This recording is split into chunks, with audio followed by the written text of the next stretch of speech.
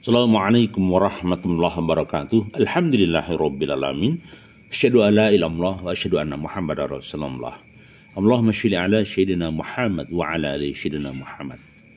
Hari ini kami mencoba menyampaikan beberapa item yang sedikit religi, tetapi sebelumnya mohon maaf bila ada sesuatu yang kurang berkenan berkaitan dengan membaca kebesaran Allah atau melihat kebesaran Allah, atau kolbu selalu berpikir merasakan bahwa zat semesta alam ini adalah milik Allah. Nah, menghadirkan hati di dalam kolbu, maksud kami menghadirkan zikir-zikir ingat Allah di dalam kolbu, itu membuat kita semakin dekat dengan Allah. Itu membuat kita melenyapkan rasa ketamaan dan ego. Jadi itulah pemahaman kami yang awam ini adalah pemahaman wusul kepada Allah, atau pemahaman yang sampai pada Allah, artinya bahwa segala sesuatu yang ada di dunia ini itu adalah kuasa Allah. Sedangkan di luar Allah adalah makhluk. Semesta, batu, kayu, gunung, kemudian lautan, itu makhluk. Sedangkan Allah lah pemilik semuanya. Nah, makanya ada beberapa hal yang sifatnya pembahasan ini seringkali menimbulkan penafsiran yang beda, perdebatan, bahkan kajian-kajian tertentu. Tetapi hari ini kami akan menyampaikan beberapa literasi, mungkin pengalaman, atau mungkin juga masukan dari guru-guru, dari kiai-kiai yang mulia, dari habib-habib. Sehingga maaf kalau seandainya diskusi kita, sharing kita hari ini mungkin kurang berkenan, atau mungkin karena kedangkalan ilmu saya, mohon diluruskan. Baik, apa sih yang pemahaman kami sebenarnya? Usul adalah sampai. Jadi ketika kita sampai pada pemahaman la ilaha illallah, tidak ada Tuhan selain Allah. Artinya di luar Allah adalah makhluk. Di luar Allah itu lemah, dhaif. Ya. Makhluk yang sangat butuh sang pencipta atau Allah. Jadi itu pemahaman kami. Nah, pertanyaannya, kalau kita ingin melihat ruh kita tidak bisa. Padahal ruh itu yang menciptakan Allah. Padahal urusan ruh itu urusan Allah. Kita cukup melihat kebesaran Allah lewat ciptaan Allah di semesta. Misalnya begini. Gunung yang menjulang, gunung Merapi yang meletus mengeluarkan laharnya. Kita bayangkan nggak? Di dalam kandungan gunung berapi ada berapa juta ton itu lahar yang panas, adonan panas dari pasir, dari api. Itu membuatnya bagaimana? Lagi-lagi kita akan bicara Allahu Akbar, Subhanallah. Ya, kemudian lagi kita tidak usah bicara Allah, kita bicara ciptaannya Allah. Misalnya kita ke lautan. Bayangkan laut selatan. Di pantai Parangtritis misalnya. Kita melihat lautan yang lepas. Di dalamnya ada beribu-ribu jenis ikan. Makhluk hidup di sana.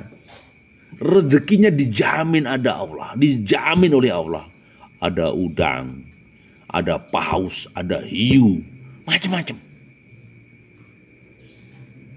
Coba bayangkan. Kita bicara makhluk aja, akal kita nggak nyantol, bro. Oke, kita mencoba lagi menatap ke langit. Di langit itu ada lapisan.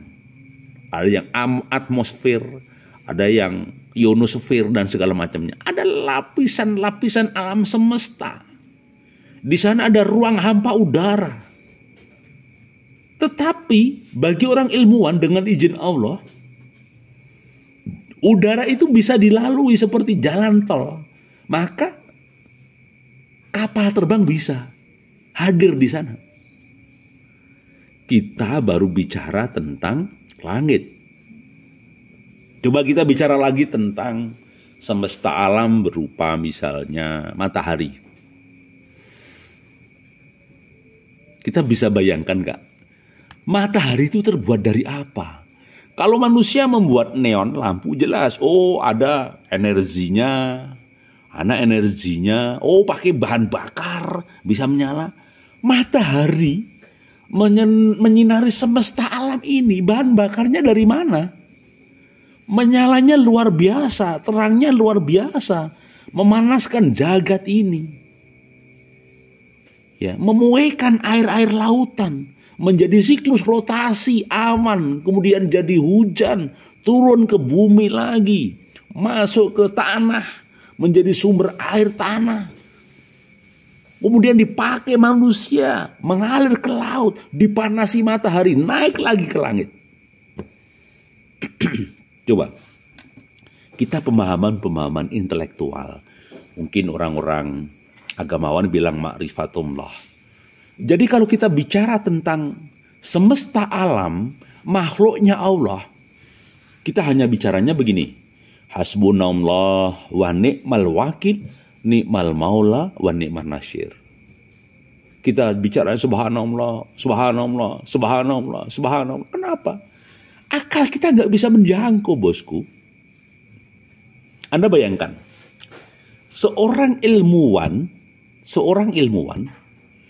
melakukan penelitian dengan otaknya yang jenius, meneliti tentang makhluk hidup, meneliti tentang mikroba.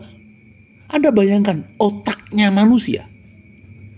Dan kamu bayangkan juga, otaknya manusia itu yang buat siapa?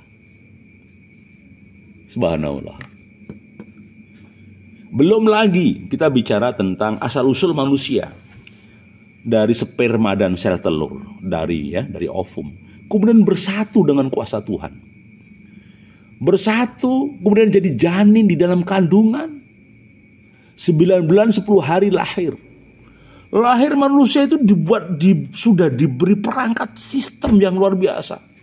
Dikasih otak, dikasih mata, dikasih telinga, dikasih sistem saraf, dikasih sistem analisa. Telinganya bisa mendengar, matanya bisa melihat, bibirnya bisa bicara, lidahnya bisa merasakan.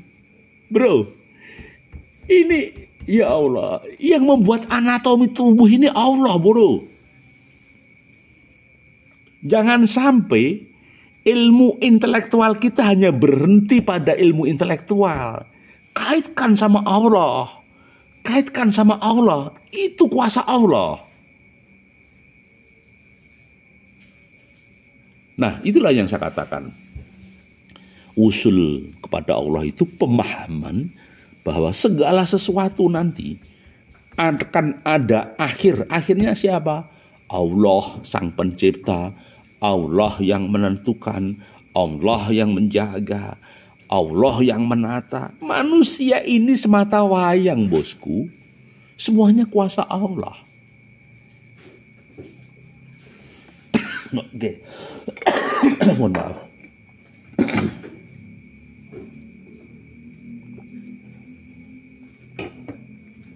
Jadi sederhananya begitu.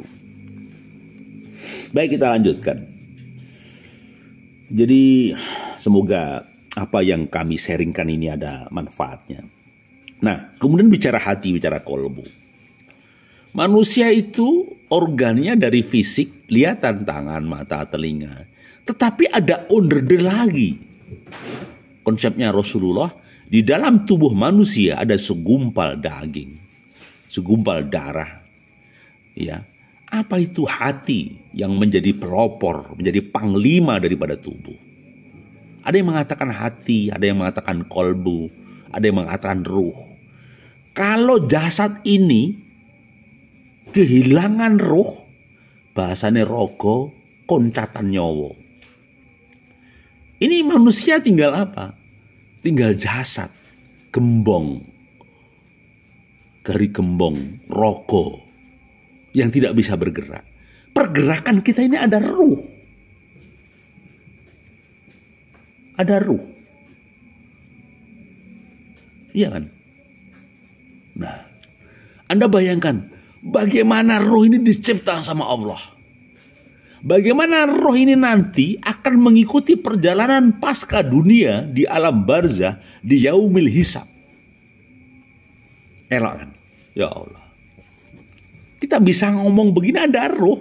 Kalau Allah mencabut kita, innalillahi wa inna ilaihi raji'un. Udah selesai. Ya kan? Baik, masih bersama kami Toto Sukamto di Bingkai Sukamto Sastro di Menjawab Channel. Kita lanjutkan. Jadi kalau kita bicara wusul, itu bicara pengalaman rohani bagi kiai, bagi habib, bagi tokoh-tokoh ulama yang besar. Itu pengalaman rohani. Ketika bicara wusul, sebenarnya itu bicara pengalaman rohani. Hanya orang-orang yang soleh, mujahadahnya sudah luar biasa, tarikatnya sudah luar biasa, pemahaman hakikatnya sungguh luar biasa, maka dia akan memahami sampai kepada wusul pada Allah. Dia memahami pada segala sesuatu itu sampai pada Allah. Nah, jadi seperti pengalaman Nabi Musa yang secara jasmani tidak akan mampu melihat Allah, sehingga Nabi Musa pingsan. Jadi, lah bagaimana ini? Makanya kalau diartikan melihat secara fisik seperti itu Nabi Musa aja nggak bisa. Nah, bagaimana yang disampaikan guru-guru torekot, harus lewat gurunya, harus ada panduannya. Ya. Ada pernah disampaikan dari kitab Jamiah Al-Maqasid, ya, dari beliau Ki Haji Hasyim Asy'ari, ya, kami mengutip dari beberapa kutipan. Jadi ada yang mengatakan begini, untuk pemahaman wusul tadi, ya, intinya ketika orang pengen pembersihan. Kalau di kitab Ihya Ulumuddin ada taholi, tahali, tajali, pembersihan rohani dulu, istighfar sebanyak-banyaknya, kemudian diiringi dengan yaitu membaca kalimat-kalimat thayyib, kalimat-kalimat Allah, kalimat thayyibah, subhanallah walhamdulillah wallahu akbar misalnya. Kalimat-kalimat yang positif dalam kehidupannya. Ya. Artinya Asmaul Husna misalnya. Kemudian setelah itu dibersihkan dengan kalimat, harapannya nanti ada tajali, ada pencerahan di rohaninya. Tuh. Tetapi ada yang untuk menuju jalan sana, ada beberapa tahapan untuk jadi orang yang soleh, memahami kepada ma'rifatullah, atau ada yang mengatakan wusul kepada Allah. Ya. Satu, ada pemahaman, seseorang harus taubat. Taubat terhadap dosanya di masa lalu, apalagi dosa besar. Selalu melakukan pertobatan, mohon ampun kepada Allah, ingin mendekat kepada Allah. Ya. Bahkan taubat dari segala bentuk yang haram, yang dilarang Allah. Kalau itu di masa lalu dia melakukan sesuatu itu, dia mohon ampun kepada Allah, benar-benar taubatan nasuha. Bila perlu harus meninggalkan sesuatu yang makruh. Ya. Kedua, dia harus rajin mencari ilmu, thalibul ilmi. Dalam posisi apapun, dalam kondisi apapun, lewat jalur apapun. Jalur kiai atau jalur yang lain. Kemudian yang ketiga, dia harus posisinya melanggengkan diri dalam keadaan suci, ya, maksudnya ya menjaga wudhu. Kemudian dia juga melanggengkan diri, mengistiqomahkan dalam sholat fardu, ya, di awal waktu berjamaah. Jadi dia harus berjamaah sholat fardu secara istiqomah. Bayangkan, ya. Kemudian dia juga harus mengistiqomahkan sholat sunat rawatib. Masya Allah. Bisa nggak ya? Kemudian kita juga harus melanggengkan, mengistiqomahkan sholat duha. Ya. Kita juga harus mengistiqomahkan sholat sunat, ya, di antara maghrib dan isya. Kemudian dia juga harus melakukan sholat lail dan sholat fitir. Bahkan seseorang tadi yang ingin wusul pada Allah secara serius, dia harus senang untuk puasa sunnah di hari Senin dan Kamis. Kok ada ya? Nah, rutin loh. Kemudian puasa sunnah 3 hari dalam pertengahan bulan Hijrah. Ya. Kemudian juga disarankan puasa-puasa di hari mulia, Tidak lupa membaca Al-Quran dengan penuh penghayatan dan memahami maknanya dan berusaha menjalankan. Masya Allah, berat kan? Terus lagi apa? Memperbanyak istighfar kepada Allah, mohon ampun kepada Allah. Apalagi? Terus lagi, tidak lupa memperbanyak membaca sholawat kepada junjungan kita Rasulullah Muhammad Sallallahu Alaihi Wasallam. Dan yang terakhir, tidak lupa mengistiqomahkan, melanggengkan diri kita untuk melakukan zikir-zikir kepada Allah, zikrullah pagi, siang, dan sore. Anda bayangkan, Masya Allah, banyak sekali amalan yang harus dijalani. Banyak sekali. Bisa bayangkan, sanggup enggak? Ya Allah, sudahlah. Jangan terlalu jauh bicara usul kepada Allah. Kita bicara satu ilmu, kita amalkan, kita fahamkan saja bahwa segala sesuatu itu ada kaitannya, ada hubungannya dengan Allah. Dan kita menempatkan diri sebagai makhluk, sedangkan sang Khalik harus kita sembah. Makanya inna sholati wa nusuhi wa mahyaya wa mamati lillahi rabbil alamin. Itu. Jadi mohon maaf bila ada sesuatu yang kurang begitu sempurna. Tetapi ini sekedar diskusi, sharing kajian. Mungkin ilmu saya hanya 1 tetes saja dibandingkan para kiai, para habib. Ini hanya catatan kecil, barangkali bisa dikoreksi. Jadi sekali lagi kami tandaskan, kata wusul seringkali terdengar di lingkungan teman-teman peminat tasawuf. Jadi kata wusul ya, terkadang juga berdampingan dengan kata ilallah. Nah, maka kata wusul secara bahasa berarti sampai. Ya, wusul itu sampai. Maka saya katakan tadi, kalau kehidupan ini sampai kepada Allah, ya sudah. Itu harus dimasukkan ke hati, ke kolbu dan pikiran kita. Ya. Maka secara bahasa berarti wusul ilallah berarti sampai kepada pemahaman Allah. Maksudnya apa? Bahwa semesta ini adalah kuasa Allah. Semesta ini adalah milik Allah. Semesta dan makhluknya ini adalah semuanya adalah kuasa dan kehendak Allah. Maka saya katakan bahwa wusul ilallah itu merupakan capaian rohani seseorang yang kadang harus melewati fase-fase luar biasa secara dinamika spiritual.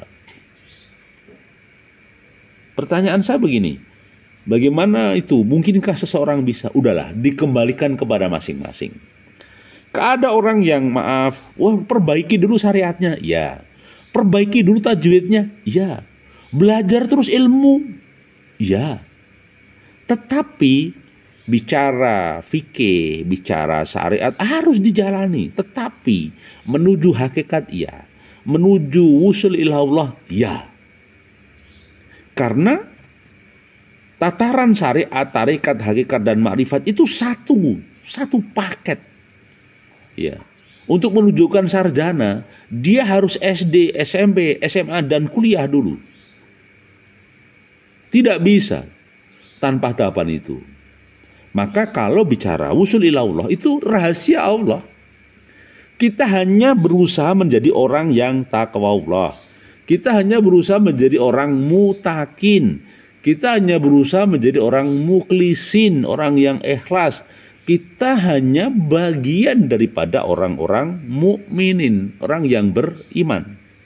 Itu saja. Gampang ya, gampang apa sulit ya? Subhanallah, semoga kami tidak selip lidah. Tetapi semoga ini menjadi catatan referensi kita saling untuk sharing, saling tolibul ilmi, ya, saling belajar ilmu. Saya yang masih lemah ini hanya berani mengungkapkan dengan segala bentuk kebodohan dan kekurangan. Barangkali mendapatkan referensi ilmu dari yang lain, barangkali nanti disempurnakan sama teman-teman. Kalau ada sedikit kebenarannya, semoga menjadi amal jariah ketika saya masih hidup di dunia. Jadi wusul ilallah merupakan sebuah kata yang sering disalahpahami sebagian kalangan. Hati-hati, sering kali menjadi mispersepsi, menjadi masalah. Jadi kalau pemahaman kami wusul ilallah hanyalah yang penting pemikiran kehidupanmu sampai kepada Allah, semuanya milik Allah. Itu saja, sederhananya begitu. Jadi mengutip Ibnu Athaillah dalam kitab Al-Hikamnya, memberikan garis yang jelas agar tidak menyalahpahami istilah wusul ilallah. Artinya, sampaimu pada Allah adalah sampaimu pada ilmu tentang Allah. Kalau bukan demikian, Maha Suci Allah, ya, Maha Suci Allah dari segala sesuatu yang buruk. Allah itu sempurna, suci. Jadi pemahaman wusul ilallah itu jangan dikatakan penyatuan, bukan. Pemahaman bahwa semua makhluk, semua peristiwa itu Allah tahu, seizin Allah.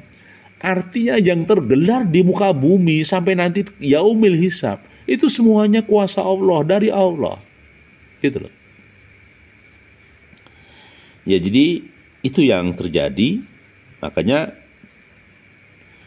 sebenarnya ada yang mengatakan bahwa usul ilallah itu berarti ilmu tentang Allah yang diperoleh dari penyaksian melalui mata batin. Ini agak sulit kadang-kadang.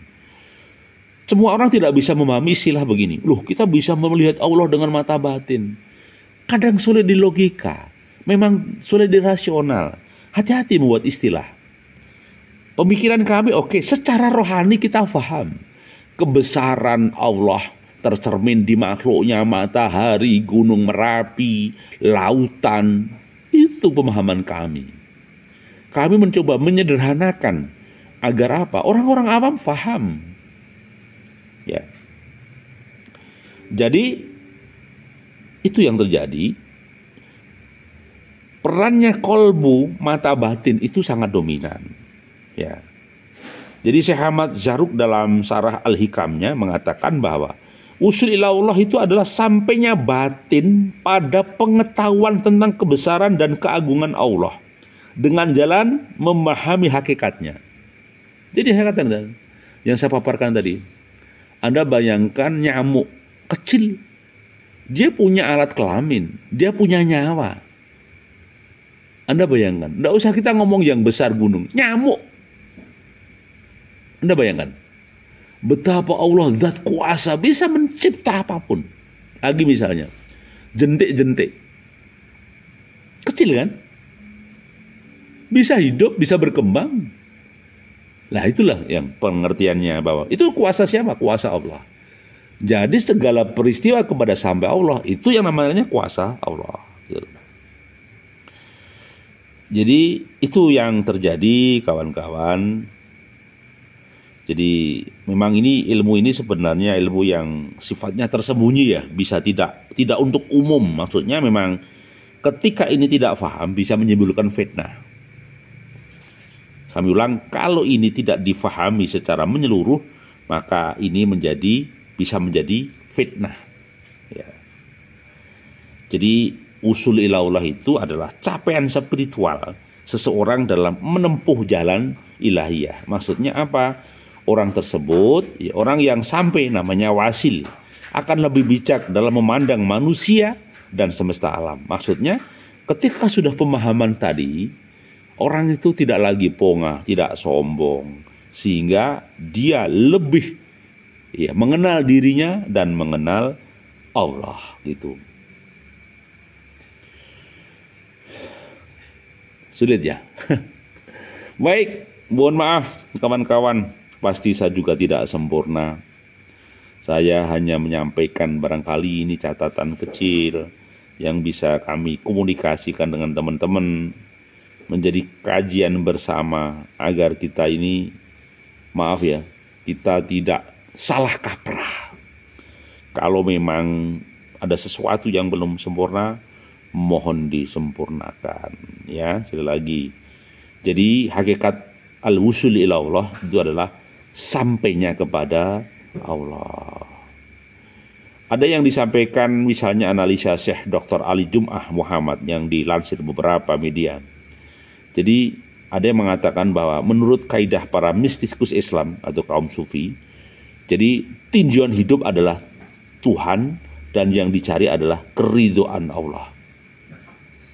Jadi tujuan hidupnya adalah Allah. Lagi-lagi Allah, kembali kepada Allah. Yang dicari apa? Ridhonya Allah. Tidak minta apa-apa, hanya mencari ridhonya Allah, gitu loh. Wah, gampang apa enggak ya? Memang enggak gampang. Oleh karena itu, puncak tertinggi spiritual seorang muslim adalah ketika ia sudah pada tujuannya. Tujuannya apa? Yaitu kebesaran Allah. Jadi bukan dunia, bukan harta, bukan tahta, bukan kerajaan, bukan PT-nya, bukan. Tujuannya adalah ridhonya Allah. Jadi untuk pada tujuan ini tidak mudah. Mereka harus menempuh jalan yang berliku, penuh dengan dinamika. Ada yang mengatakan al-tariq ila Allah, jalan menuju Allah. Artinya pemahaman kami adalah jalan meraih ridhonya Allah. Jadi ketika seseorang, saya ingin mencari ridho Allah, sudah pelajari syariat-syariat Allah. Apa yang dilarang Allah ditinggalkan, apa yang diperintahkan Allah dijalankan. Orang yang takwa kepada Allah, insya Allah sudah selesai. Gitu. Jadi itu kawan, saya tidak ingin memperpanjang, saya takutnya nanti banyak persoalan baru. Karena masih dangkal ilmu kami hanya buka kecil saja. Saya masih terus belajar ya bersama orang-orang soleh lainnya. Semoga ketemu guru yang mursyid yang bagus, yang sampai kepada pemahaman usul ila Allah, sampai pada pemahaman bahwa semesta alam ini hanyalah kuasa Allah. Hidup manusia di bawah bumi atau di muka bumi, maksud saya di bawah langit, di atas bumi, itu semuanya adalah kuasa Allah. Semoga kita diberi keberkahan. Semoga channel ini mendapatkan kebaikan dan ridhonya Allah. Insya Allah jadi bekal fastabiqul khairat. Assalamualaikum warahmatullahi wabarakatuh.